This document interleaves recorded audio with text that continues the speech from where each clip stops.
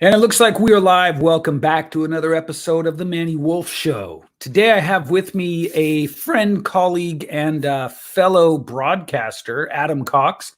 Adam, welcome to the show. Pleasure to be here, Manny. So originally I thought we would talk a little bit about how to pimp your podcast. And what I meant by that was you launched a podcast that I was a guest on, and I was a guest pre-launch, correct? Yeah, you were actually. It was a strange one. So I accidentally became a broadcaster. So I mentioned just before we went live that I have a broadcast PR agency, and basically what happened is there was a radio station in central London that I knew were downsizing. They had excess studio space. So I reached out to the owner and I said, hey, keen to check out your studios. I might want to hire them. And I didn't realize this guy created a big finance company, similar kind of company to Fidelity, called the Share Center in the UK. And his legacy was to have a radio station that educates people about personal finance. So I had a chat with him and I said, hey, I've got this kind of content company that creates original content. And he says, well, look, if you ever want to use the studios, and if that content is usable for us at the same time as being usable for you, no studio hire, but it will go out on the radio station. So I said, hey, that sounds cool.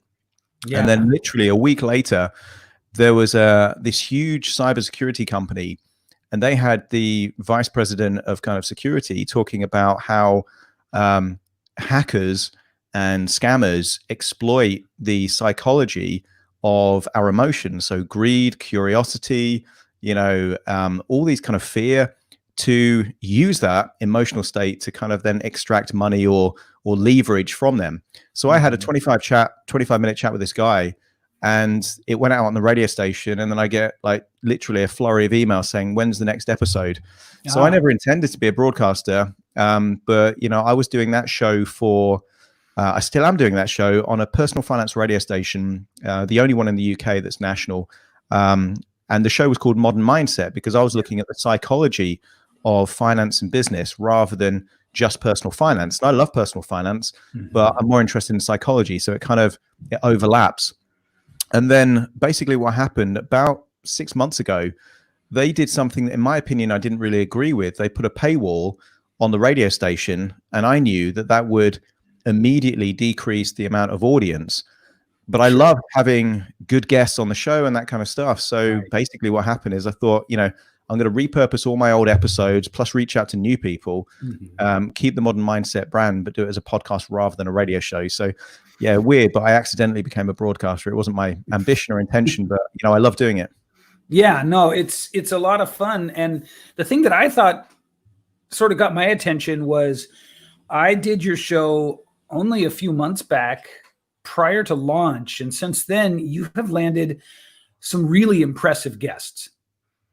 And that's kind of the thing I wanted to sort of pull apart a little bit, was to find out what your approach and strategy has been that has allowed you to sort of get guests at the level of some of the people you've spoken with so early on in the life of your show. Yeah.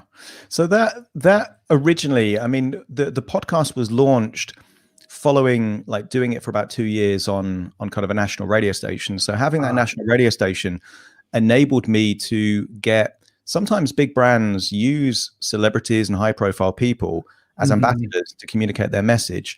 Right. So that already gave me the ability to already access quite high profile speakers. And one of the people that I interviewed, and it must have been, I interviewed him twice. So I met him when I was speaking on stage at an event, a guy called Doug Vermeeren, who was then, I know Doug. Yeah, so he was producing a new movie that's just come out recently called How Thoughts Become Things. And because he was on my show a couple of times, he said, well, look, I don't know if you're interested in interviewing a few of the cast members. And they really are positioning this movie as kind of the secret to. Yeah.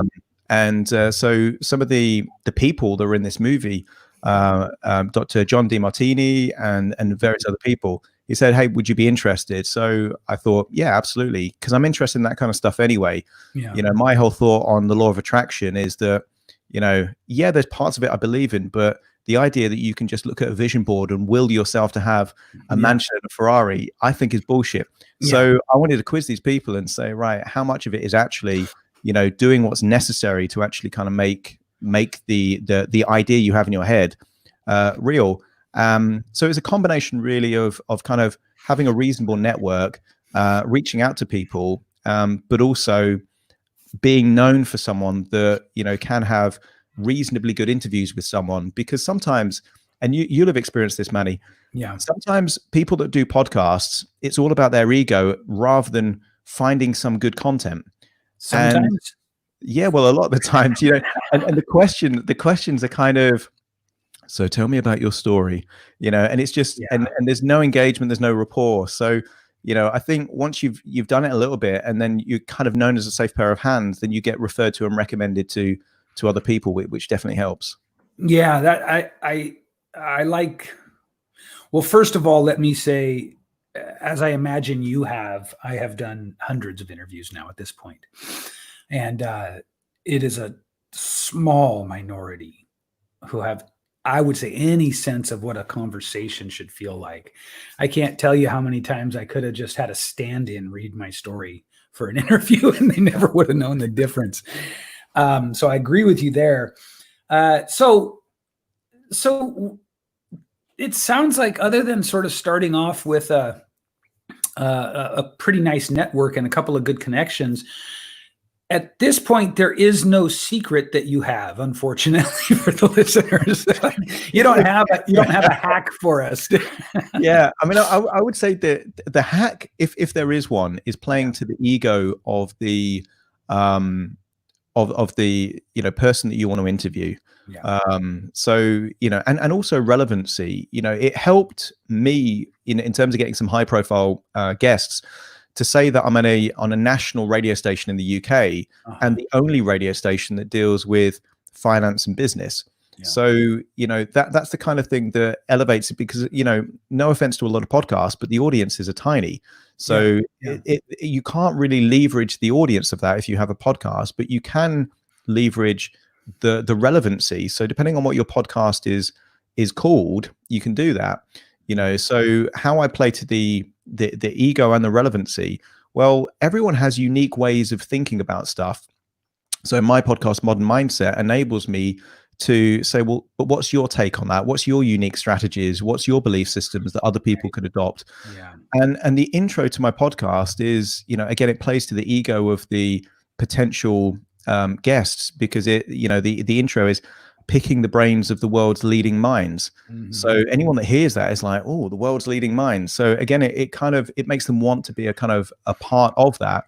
And the reality is, anyone can glean something of value from someone that is a top performer in a particular area or has solved a particular problem.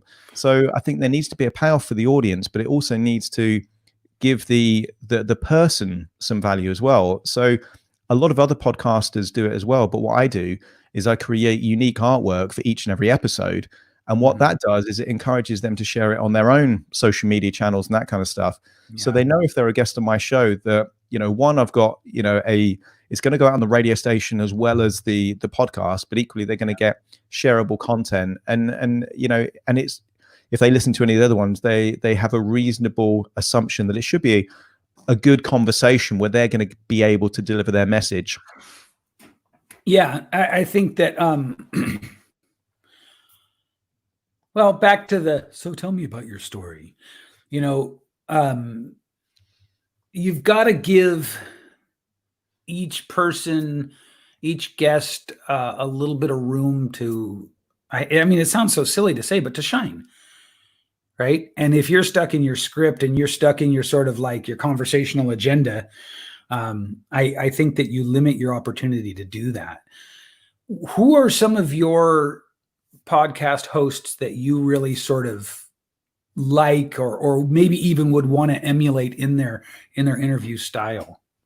I mean, the king of podcasting is Joe Rogan, and I think what he has the ability to do is he can have a conversation with, a mixed martial artist, about different like choke holds and kind of positions. And then he can, speak to someone like Brian Cox, an astrophysicist. Yeah. He can have Elon Musk, and he can have a level conversation with very different people. Yeah. And also it's crystal clear that he's not going into that conversation with a preconceived idea of all the questions that he's going to ask. The questions that come up are fluid and organic depending on what comes up in the interview. And that's very different to, I think, from a lot of podcast hosts. So definitely Joe Rogan. Yeah, I would say so too. To pay a little bit of credit where I feel it's due, I'm a big fan of Jordan Harbinger's interviewing style as well. Let's see, who else comes to mind right away?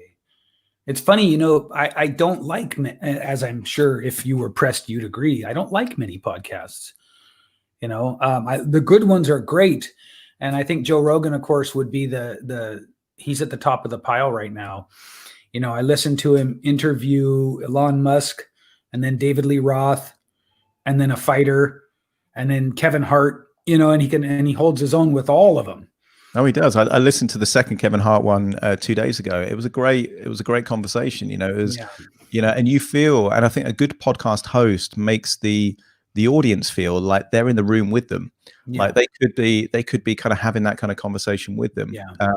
I also like Russell Brand. I think just because he's a crazy guy with a very unique kind of style. Yeah. He's got very engaging podcasts. There are a few that I like, but I would agree with you. The vast majority, it's kind of like, it's a very stale format in a way. And I think that's when you, and that's the one thing about the Q&A kind of thing, is that it's the easiest format to have with podcasts, but it's the format that's been done the most. Yeah. And, it's difficult to find a niche when there's so many people doing that kind of Q&A format. But the good thing about that is that because the barriers of entry are so low, it creates that kind of opportunity. And I think for me, the purpose mainly of me doing podcasts and radio shows are because I'm genuinely interested in what the guests have to say. So I kind of treat it as, well, I want to pick the brains of these people. Yeah. And if anyone else benefits, well, hey, that's a bonus. And by doing that, you have genuine enthusiasm and a genuine curiosity, which I think makes it much more conversational. And the side effect of that is that you expand your network, because it's difficult to have a 25-minute, half an hour conversation with someone without learning about that person, without building rapport, without finding a connection. It's tough to have a conversation like that without doing that. So, for me, the audience is secondary. And I think a lot of people go into podcasting, or they go into YouTube, so they go into broadcasting for their ego. It's kind of, hey, look at me, I'm famous, or I'm broadcasting to all these people. And I think these days, because there is more choice with audio content than ever before, I think people can smell those people out pretty quick and think, yeah, you're kind of a dick here, and I don't really want to feed your ego. Now, that's an interesting one, because I will say this with all the love and respect that I have for what he's done, but like Jordan Harbinger, he is kind of a dick, but he is you can't take anything away from his interview skills. And then when I say he's kind of a dick, what I mean is on some of the interviews, he comes across that way. Sure. I had him on my show. We've chatted a couple times, found him to be a wonderful, engaging person. But, I think he might have entered into it. And I don't want to talk too much about other people, but for the same reason that you did and that I do, which is, first and foremost, I really like this thing that social media and podcasting has created, where I can have the conversations I want to have with the people that I'm interested in, to an extent, right? You have to work your way up to certain stratas of people. Yeah. But, one of the things that I sort of learned slowly about myself is, one of the things that makes me the absolute happiest is where I'm in my zone, is having great conversations. And prior to social media and podcasting, you couldn't really make money doing that. not only could you not make money, but it would come across weird. And this is kind of, when I had my radio show, I kind of thought, well, this is now a reason that I can reach out to all these people that I really want to, get to know and kind of learn how they think and ask kind of questions. Yeah. But if I did it without a radio show and I said, hey, I really like what you do, can I just speak to you for a bit? They'd be like, who's this fucking weirdo? Exactly. So it gives a premise where everyone knows what it's about, that the guest gets access to an audience and deliver their message, but also the host gets to steer the ship as to kind of where it's going and what kind of questions you follow in it. And if it's done right, nobody loses. It's a genuine win-win. Yeah. Another thing that you touched on that I wanted to ask you your thoughts about, since there are so many podcasts, and in general, so many people whose sort of work centers around some version of that sort of virtuous dynamic of you help me, I'll help you. And since there are so many, most of them are not very good, right? That's, it's an 80-20 rule. Yeah, totally. Yeah. It's more like the 95-5 rule here.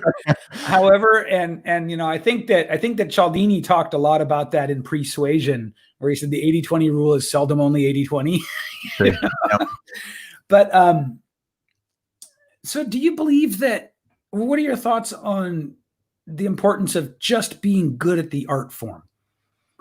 I think will that it's not enough. No, it's not enough to be an excellent interviewer. Because the competition is so big, you have to kind of find different ways of promoting it, and I think or finding a really clever niche. So I'm a big fan of leveraging time or networks or access to things that you already have. I think if you can find a really interesting niche, that's going to have way more power than being a great interviewer or a great host. The second podcast that I created, and it was only a couple of months ago, and I'm a hypnotherapist in London, and because I'm an audio geek, I mean, I've got so much kit here, it's kind of crazy. I would do the sessions with my clients, and I had a Rode NTG2 shotgun mic. I had the Zoom H5, and I'd kind of, so when I'm doing the hypnosis sessions with the clients, one of the bonuses, and they would never know about it until they go into the session, I say, hey, look, I'm going to record this and I'm going to send it over to you, so you don't just get the value of this session, but you get to listen to it as many times as you want. And then I kind of thought, after I launched my first podcast, I'm like, I've done hundreds of hypnosis sessions in studio quality audio, and I'm doing nothing with that audio. So I kind of thought, most of the hypnosis podcasts that are out there are one of two varieties. You either get hypnotists and trainers educating people on how to do different techniques, and that's a saturated market, or you get people script reading, and it sounds really dry. And hypnosis, when you do it to a person is very different than when you read a script. It's kind of like if someone was reading out stand-up comedy on a script, it loses the very point of what it is. Hypnosis is a symbiotic kind of thing where you need a person to do it too. So I kind of thought, well, what if I launch a podcast where people get to be a fly on the wall of a real hypnosis session, and kind of, if they have the similar kind of issue to the person that the session was about, they're also going to benefit from that. So again, that's not a Q&A kind of format, but again, it's done really well as a podcast just by being a bit different. But I don't think being an excellent interview or an excellent broadcast is enough to kind of just make it. I mean, if you look at Joe Rogan, his first podcast was shit. I don't know if you ever saw it, with all the graphics on screen and the audio. One of the best things that any podcaster can do is look at Joe Rogan's first, not even first one, but like first 4 or 5 episodes. The reason why he's so good, you get good at doing something for 11 years. When you've done 1,500 episodes, even if you were shit to begin with, you're going to get fucking good at the end of that. And he shows that consistency is one of the key things as well that makes a really successful podcast. I mean, there's Much as we might like to sort of buy into the mythology, there's nothing that will take the place of consistency, right? And I think in this day and age, especially for those of us who do business on social media, there's a definite like prevalent mythology that somehow you can get around consistency and putting the time in. There is one exception to that, Manny, and I know a few podcast agencies here in central London, and they have a strategy which works, and that strategy is that you have it hosted by a very famous celebrity, you know, and you already line up other celebrity guests, you know, and you know, it consistently gets to the top of numerous charts, not because they're excellent, you know, hosts and presenters. It's because they bring a name, and they've got a few million people on Instagram, and they've got a pre-existing audience that they just migrate over to the podcast. And if I would say there is one hack, yeah, you just have to be super famous with a few million followers. You know, that's it's the $1 million hack. Like literally, it's you've got to spend $1 million to get around the. That to me seems the equivalent of. I don't know. That's like, what's even the value to you, Adam, as the ostensible host of the podcast or something, if you've got a celebrity doing the interviews and a company lining up you know what I mean? Like, what's the what they do is about monetization, because you know you get people that have, you know, a few million followers on Instagram or a few 100,000 on Instagram. Maybe they're on reality TV, and you know, maybe they're not great business people, but maybe they've got a quite good personality. And then you've got an agency that says, hey, we'll do everything. We'll sort out the studio. We'll arrange the guests. We'll even give you the questions to ask. All you've got to do is go in front of a microphone, ask a few questions, and we'll take care of everything else. Oh, I see. And then the sponsor, that's where the money comes in. Yeah, of course. That. So it's, I thought you were saying that I would go to this agency and they would bring in a guest as an interviewer. I misunderstood. No. I mean, I get you. That's how you can avoid the law of consistency and competency. Yeah, I understand. Now. Yeah, already. Yeah, you have professionals do everything but be you. Exactly. Yeah. Okay, I got you. So it really is the $1 million hack. Yeah, you have to be. It's going to cost you $1 million. That's fascinating. I mean, it makes sense, right? Especially because to seem can be more valuable these days than to be, at least in the short run. That's an interesting segue too, because you're not just a podcaster, you're in PR, right? Yeah. So from a perspective of a guy who's been in PR for a long time, do you think that that's really true? Can we really take someone who has no sort of deeper skills, but only knows how to grow their Instagram channel and sustain them as a celebrity brand? Sustaining is tricky. And that's why they explore different kind of things. So someone might originally, you know, we have TV show here. I don't know if you have something similar over there called Love Island. And basically you've got very attractive, you know, 20-year-olds, and they all go on an island. And basically the goal is to kind of couple up while you're on there. Now, because it's popular, it's always on prime time, their Instagram followers just they explode. So what it does is it means that these are people that, you know, probably were working on minimum wage jobs or doing a bit of, you know, kind of freelance modeling, you know, work. And then here they are, and everyone knows their name. Well, the key thing is there are lots of companies out there that specialize in taking celebrities and then monetizing that celebrity brand status. Yeah, effectively. The brand. So sometimes it might be someone saying, hey, you could be a pop star, or it might be someone else. Hey, you can do public appearances, or it might be, you know, you could promote this protein shake or this slimming thing or whatever it might be. So podcasting is just another channel in which, you know, if you've got someone that's really popular with teenage girls, you know, and then you have a podcast and you know it's going to be, you know, doing that, a retailer that wants to communicate to those teenage girls would be happy to sponsor that because it's a very targeted audience and it aligns with someone that kind of fits with their brand. So there are kind of ways of doing that, but sustaining a celebrity without the monetization of it is very, very tricky to do. And I think, that's where Instagram has really helped people, because they can do, adverts. They can literally make a career of just having a few million followers on Instagram. Whereas that really wasn't possible, going back 15 years ago. You had to be in magazines, you had to be on TV all the time to kind of sustain it. Whereas now social media enables you to kind of find your particular audience and then kind of keep doing that. And so long as, and the great thing with digital marketing is you can monitor and measure conversion rates, cost per acquisitions, as long as it keeps making people money, they'll keep sustaining their own kind of brand.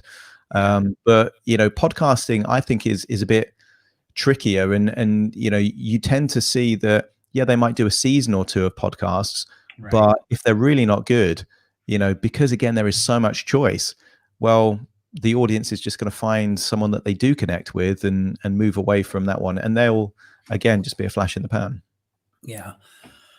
One of the TV shows that I'm fascinated by right now is comedians in cars getting coffee. You watch that one? Yeah, Seinfeld. Yeah. So it's really, I've always been fascinated by how singular the discipline of stand-up comedy is. There's nothing else quite like it, right?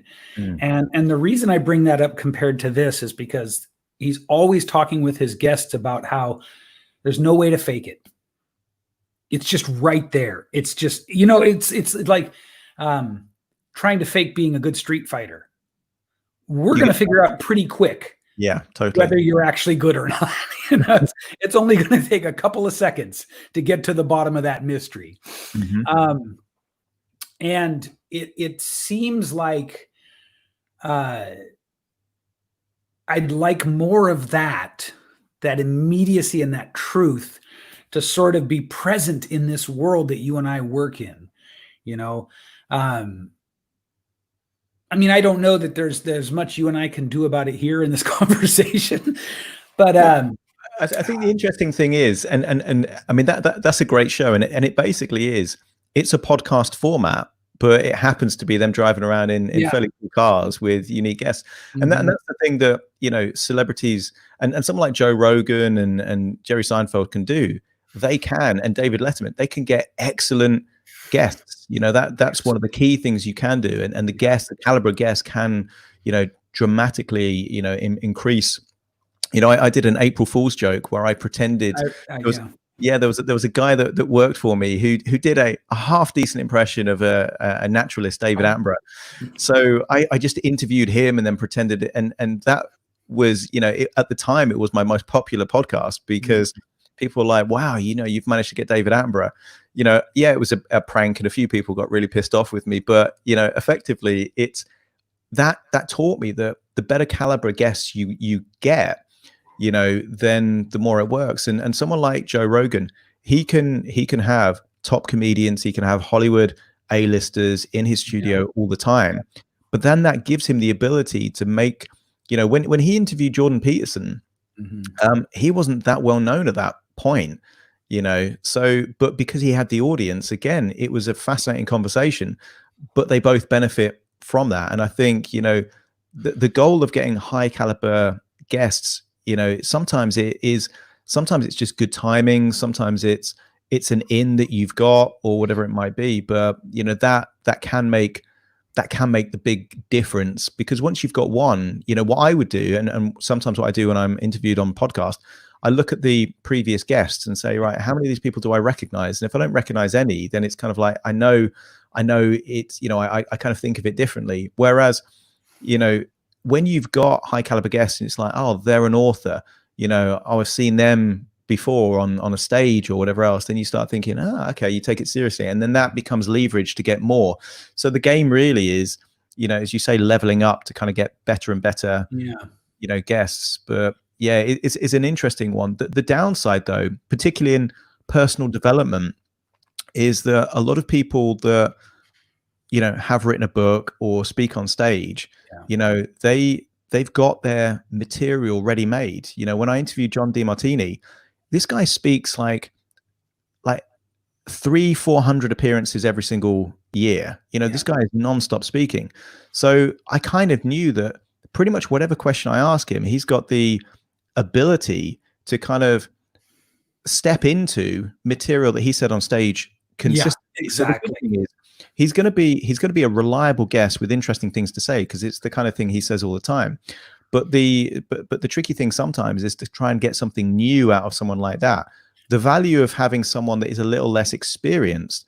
So about a month ago, the author of Ego State Therapy, he's like real, a wizard in terms of a particular type of therapy. Mm-hmm. But he doesn't do many interviews, whereas a lot of people that speak on stage and do Facebook Lives every day, they've got their content ready made. And that I think it becomes a barrier to authenticity, because effectively they're regurgitating the same kind of stuff again and again. And it's kind of like, that they've crafted their positioning story.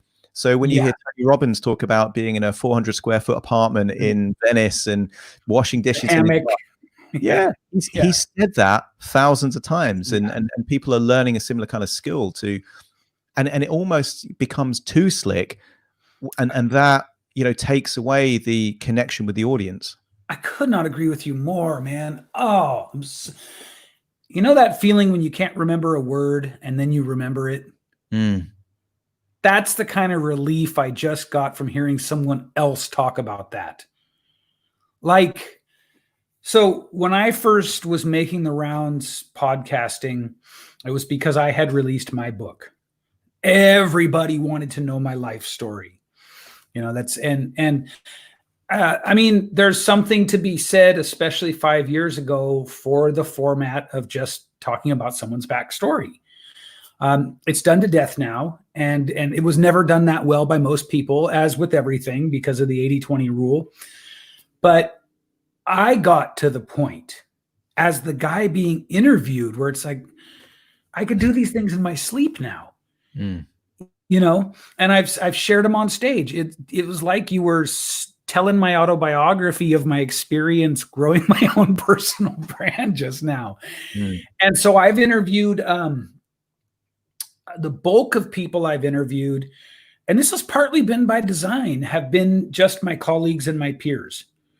I've interviewed some celebrities, or at least micro celebrities, like I had Jordan, Hal Elrod, drawing a blank now at the moment, but some people who like Hal was just like you said. He's a wonderful guy, really a generous spirit, and I would say, to the best I can tell, a beautiful human being. But man, his interview pattern is just press and go. It's just press and go. I didn't get a single original thought out of the guy. Yeah, I barely had time to speak, if I'm being honest. And this is not in any way to besmirch him. He was generous with his time. He was sweet. He was accessible.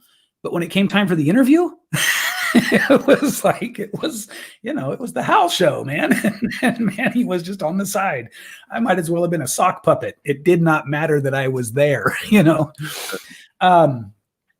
And I think that you're absolutely right. It absolutely is slick patter and repartee at the expense of any meaningful connection.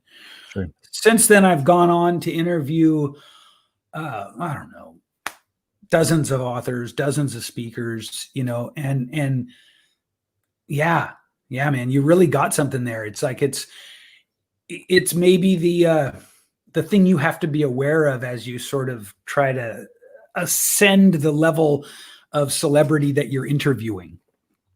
Yeah, it's a balance, because some of them want to play the game, and they're there to, promote a lead magnet, or to whatever it is. Yeah, whatever, they have an agenda. So you have to look at it a bit like a Venn diagram and say, right, well, how do we make it beneficial for the guest, but also beneficial for the audience, so they're not just hearing, exactly the same interview that they could have heard on a different podcast. And I think part of that is, rapport building, but it's also the pattern interrupts. It's kind of asking such a unique question that they couldn't possibly have prepared that before. And then that can kind of, break them out of that kind of autopilot, and people recognize when people are on autopilot, and it turns people off, you know. And on a podcast, literally they'll find the off button, you know. So Yeah. again, it becomes a win-win to have a guest that is engaged. And sometimes, you know, what I tend to do is use that 5 minutes before it starts to really build the rapport and kind of find a few nuggets, you know, about their life. So then when I'm doing the interview, then I can kind of feed that in. So it feels more conversational to the audience listening, but equally there is that ability that when you then ask a unique question, because the rapport's already there, you don't get that "fuck you" response. Yeah. You know, like, hold on, you've gone off on a tangent. Right. Yeah.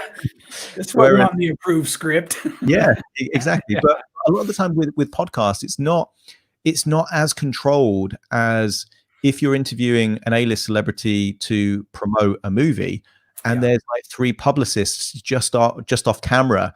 The moment you ask one question, you know, then they're going to jump down on that. So there is a bit more leeway, I think. But you're right, with certain people, they can do this, you know, eyes closed in their sleep, and therefore it's not normally a great interview, and that's a shame for the audience, because these people normally have got great things to say, but it's too robotic. And so that's where it becomes our job, right? And there's a lot of, it's interesting because like there's a lot of nuance to what we need to do to be good as interviewers. It's kind of like I used to paint houses, and I would tell people the way that you know a good paint job is that it like that wall there looks like it was just carved out of something that color. Like there's no sign that I was here. And that's kind of what we're after. You know, when it comes, like David Letterman is so good at this, right? Did you watch his show, My Next Guest Is? Yeah, on Netflix. Great. He's an exceptional interviewer. Just so good. It is so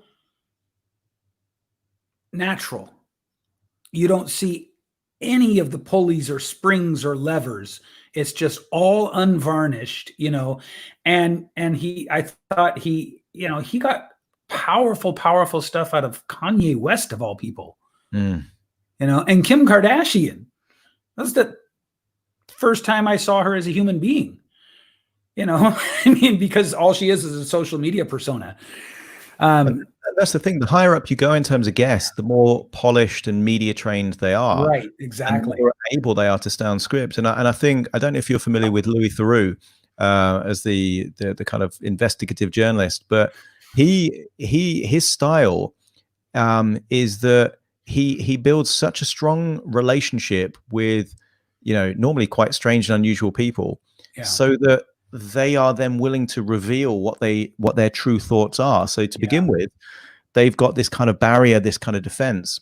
But he's very disarming, and I think, you know, you can learn a lot. You know, my tip really to any aspiring or current podcaster, you know, if you were an artist, you would kind of copy the masters, you know, and there are masters that exist in podcasting that are exceptional, and you've got to learn from them, because they've got approaches and styles of asking questions that really unlocks the kind of veneer of too polished, too media trained, and when you can do that, well, then it's normally a great interview. But you know, there is this element of fear, I guess, because once you record something, you know, words can be taken out of context and things like that. So there has to be an element of trust as well, because if word gets around that you're going to trip people up and try and make them look bad just to kind of boost your kind of followers, well, then that will also mean that you're going to get blacklisted, and then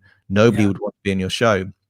So there has to be that kind of two-way, you know, kind of mutual trust there as well, that, you know, you're not going to try and, you know, embarrass or, you know, humiliate someone. Of course. Yeah, no, that adds yet another interesting dynamic or level to the dynamic, right? I'm fascinated by things like this, Adam, things that on the surface look so simple, maybe not easy, but simple. And yet there's so much underneath them, right? So now we're really talking about looking as the interviewer and the show host, looking deep into protecting your own integrity, your own reputation, as you I guess ostensibly seek higher and higher level guests for your show. Who do you think, besides obviously Joe Rogan, who do you think really handles the celebrity interviews well? Is there somebody you would point us to as a great example of that? Yeah, I mean, I think I'm not a big fan of the polished format. So there's a hypnotist, British hypnotist called Paul McKenna, and I like a lot of what he does. He's a very competent, talented hypnotist. Yeah, but I kind of find his podcast a little bit, kind of formulaic. It's sure. kind of like, so I like things which aren't, kind of scripted, that kind of are very intuitive and kind of feel like a conversation, like they could go in any direction. That said, Russell Brand, he comes armed with his podcast, and you just see him there with reams and reams of notes. He's really gone deep into the research. So, I'm a big fan of kind of those that have probably no preparation, kind of Joe Rogan style, that just go, let's just have a chat and see what comes up. But I also like the people that throw up really interesting questions, because it gives you a deeper insight. Then it's not going to be superficial stuff, particularly for the really media trained, kind of people. Yeah. Where they can just kind of, they know exactly what to say to kind of deliver and all that kind of stuff. If you dig deep, then they're surprised. Like, how do you know that? So I guess the balance really is the best of both worlds, where you do an element of research. So quite often, for example, I mean, I had a guest on my show last week, and this was a lady that at the age of 10 years old was in a plane crash. She lost both of her parents. She lost her brother. She had burns virtually to every single part of her body. And, for me, I wanted to ask different questions. So I listened to a couple of podcasts that she'd been on, just so I could have a different kind of take on stuff, because otherwise my podcast is going to be no different from any other podcast that she's been on. Right. So, and my key thing with her is kind of like, was she angry, being called Freddy Krueger when she was at school? Where's the emotional bit? And I think if you can kind of dig deep into that kind of stuff, then it becomes an interesting. So I guess for me, the ideal balance is do enough research so you can ask quality questions, but don't be a slave to the questions that you've got written down, because then it's gonna not flow. It's so much juicy stuff to think about here. I really love this. What about, how do you think, in what way do you think that the element of sort of, I want to say, here's what's happening for me as you say these things. I'm agreeing with you vigorously, and I'm analyzing my own approach to interviewing. My own approach has been, and it's been almost 100%, approaching 100% success rate in my mind and in the mind of people who give me their feedback, which I don't say to brag, but my approach has been no scripting, no research, no nothing. In fact, I don't want to know anything new about you between the time I invite you on my show and the time you come on.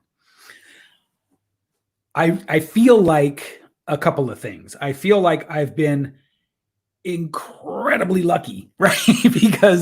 because my feedback that I get from the world is that the interviews are good. And so I'm trying to be careful not to say that I think they are, right? But my feedback is that people really enjoy the interviews. I'm getting, even just in this newest series that I started at the beginning of this quarantine, it had started off originally as the Quarantine All-Stars Masterclass series. Then I just shifted it over to the Manny Wolfe show because I didn't want to keep talking about the quarantine, And I feel like we get to some really magical places, I feel like you and I have even gotten into some stuff here that is like, the thing you said about the veneer of the polished guests and everything was very gratifying to me. And I'm hoping that for the guests it is too. All of that is to say, I respect you. I respect your body of work. And I'm hearing you having a different approach to mine. And there's a part of me that says, oh no, you're not doing it the way Adam does. Right. So then the question is, where does trusting your own sort of growth curve and intuition come into the way that you approach that one approaches their interview style? I think it's such an important thing, because what makes podcasting such a popular and growing in popularity is not the answers to the questions. It's not the facts. You know, it's two things. It's the personable approach. You know, what makes radio still incredibly popular is that it's a one-to-one medium. So like someone told me, and I have a broadcast PR agency, someone said, like, with TV, you feel like you're watching it and everyone else is watching it as well. Yeah. But with radio, you feel like you're listening, you know, and it's an individual experience. And even radio presenters, when they're talking to the audience, they don't say, hey, everyone. It's kind of like, you know, it's you. And what do you think? You know, call in with your idea, you know, so it's a one-to-one medium. So podcasting for me is like radio, but with audiences that you're cultivating rather than inheriting. With the emotional element, because it has that kind of inclusive element, it kind of feels, you know, like you're kind of not just eavesdropping on a conversation, but somehow you're involved in that conversation. Therefore, if it doesn't relate to the intuition and the personality of the host, why are you listening? You know, you have to be invested in the person. And I kind of, you know, sometimes I will watch the same guest that's been interviewed on Joe Rogan on 3 different podcasts. And I like watching on YouTube as well as listening on, because I want to see, right, what do other great podcasters do in a different way? So you know, Jordan Peterson, for example, I watched, and Darren Brown, who I'm a big fan of, I saw him being interviewed on Joe Rogan, but then also on Russell Brand and on a couple of others. And it's kind of like, that gave me a similar kind of insight to the one that perhaps you've got, which is my style before was, right, my research is I'm going to ask them 2 or 3 minutes worth of questions before the show starts, and then we're good to go. But then I kind of thought, well, not everyone is doing it that way. Some people are, they want to kind of peel off the levels and kind of get a bit deeper. And it's difficult to do that without context. So if you just kind of say, you know, oh, so what's the most interesting thing that ever happened to you? Well, then you're not necessarily being specific enough to kind of reveal a particular thing. Whereas if you know that someone, you know, was, you know, had a particular emotive experience, but you have a different question about that experience than anyone else, that does 2 things. It gives the audience access to something brand new, and it completely interrupts the pattern of the person that you're speaking to, because they're like, well, I kind of respect that you knew that, but also that you're asking a different question than I've ever asked before. So therefore it has to be original content. Yeah. So then we do just trust our own process to some extent, as long as we're not getting apathetic with it, and as long as we're not sort of letting the knife edge dull. I think so, and because I've been on the receiving end of people that have interviewed me that have done no research whatsoever. And it can be, I won't say boring interviews, but it doesn't get juicy enough as it could do had they done a bit more kind of research. But equally, you know, you can tell when someone is just doing it, and you can tell when someone's really interested. I was on not a podcast, but a New York radio station last week, and all the questions were, you know, cookie cutter questions that any guest is going to get exactly the same questions. And then straight after the answer, alrighty then. And then the next question. And it's kind of like, where's the conversation flowing here? It's just kind of, you know, I could have just emailed you these. Did you feel like you were an entrepreneur that had been set on fire? Definitely not. I felt it was a weird kind of thing. It was kind of like, oh, I was kind of disappointed, because I kind of thought, you know, it didn't meet my expectation. And I'm not expecting everyone to kind of do like extensive research, but if I've said something really interesting, or unique in the previous answer, well, maybe kind of come off that bit than the question that you have next on the list, because then it's going to flow a bit better. So wait a minute. Now it sounds like you want us to have a conversation where one idea leads to the next in an organic fashion. Yeah, that's shocking, isn't it? The absolute hell. By the way, for anyone listening, I have no idea what my last comment meant. I am not condoning setting entrepreneurs on fire in any way, shape, or form. just so that we're clear. Nice disclaimer. You don't want to get sued. Yeah, no, you don't want that.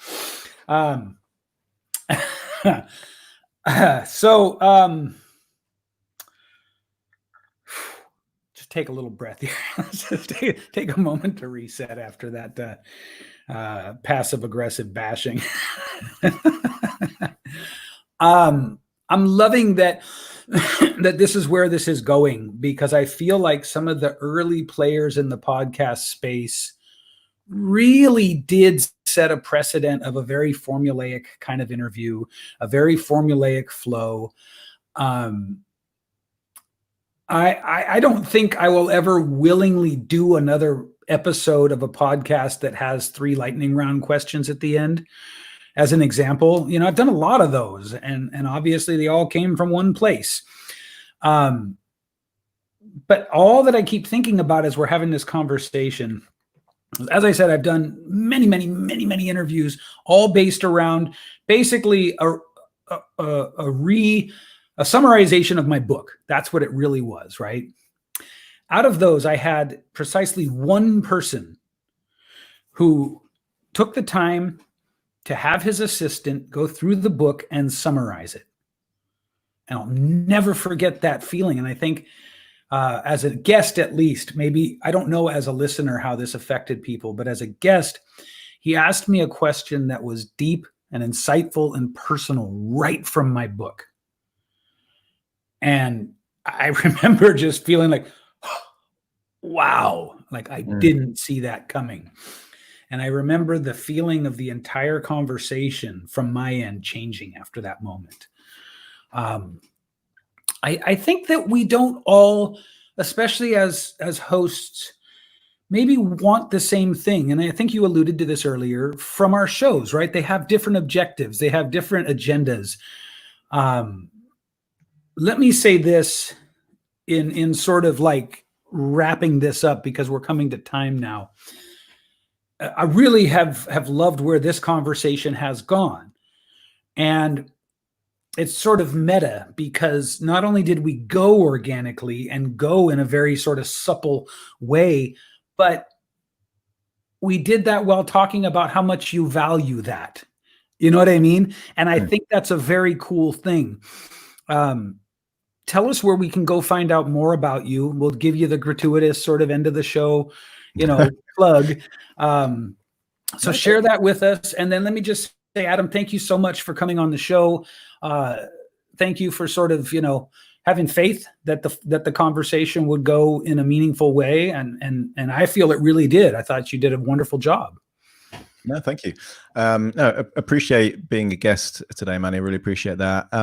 The show is Pimp My Podcast, so it makes sense that the rather than give web pages and things like that, I have 2 podcasts. One is called Modern Mindset with Adam Cox, which is on all kind of channels, and then the second one, where you kind of eavesdrop on me doing hypnosis sessions with clients, is simply called The Hypnotist. So check out those, and or just Google Adam Cox, and my bald head will come up. So remember, it's the bald-headed Adam Cox who has 2 podcasts. Like me, you were probably disappointed at some point to learn you're not the only Adam Cox in the world. I do this thing where I have my own name on Google News alerts. So any media coverage I get, I see it. And there are, there's an American football player. There is, scientists, doctors. There are lots of other people called Adam Cox. So no one that has 2 podcasts that I do. First of all, how did I not think to put my own name in Google News alerts? My God, I'm doing that as soon as we hang up. Second of all, I bet you're the first one that comes up though, right? You dominate the first page of Google for your name. Yeah, mainly because I've got so many different kind of media coverage, Right, exactly, and that kind of stuff. But certainly not the only one. And yeah, one of the things I'm quite proud of, I have a phobia brand called Phobia Guru. I don't know if it's the same in the US, but in the UK, if you put phobia expert, not only am I on the first page, but I'm the first organic result that comes up, and that's where I get lots and lots of free traffic, free clients that come from that. And that's simply by having a different page on every single phobia, that exists, and that kind of really helped to kind of build that brand. But yeah, on the podcast, Modern Mindset and The Hypnotist. Go find Adam Cox, host of Modern Mindset, host of The Hypnotist, and as you have now heard, a fine guest, and as I can assure you, a fine interviewer as well. Thank you, my friend. Take care.